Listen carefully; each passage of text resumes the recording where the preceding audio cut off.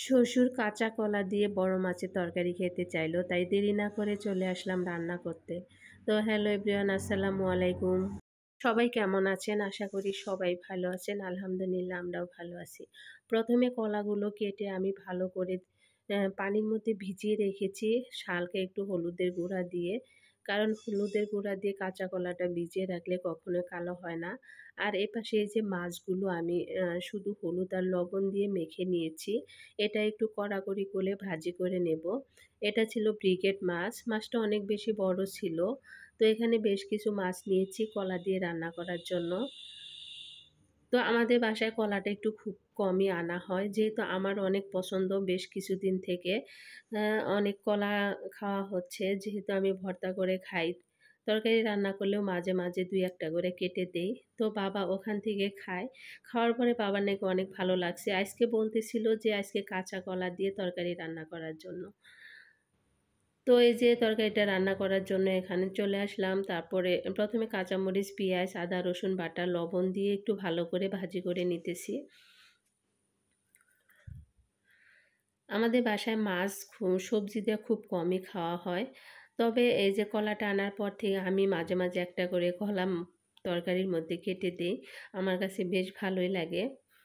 তো আজকে ভাবতেছি যে বড় মাছ দিয়ে রান্না করি, যেহেতু বাবা খেতে চেয়েছে। তো এই যে কলাটা আমি হলুদের পানিতে ভিজিয়ে রেখেছিলাম, রাখার পরে দেখেন একদমই সাদা দবদবে আছে, কোনো কালো হয় নাই। তো এভাবে পানিতে ভিজিয়ে হলুদের গুঁড়া দিয়ে পানিতে ভিজিয়ে রাখলে কখনোই কালো হয় না কলাটা।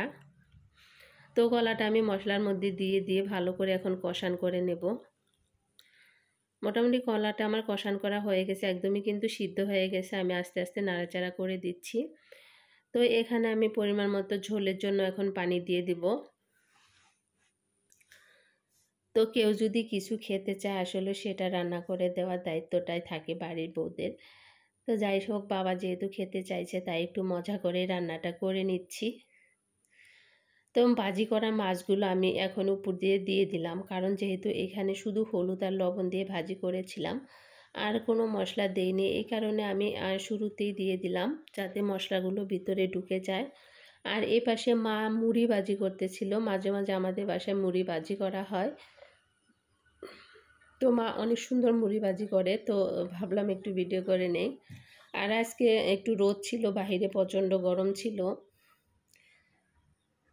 তো এই যে তরকারিটাও আমার মোটামুটি হয়ে গেছে, দেখে বুঝতে পাচ্ছেন।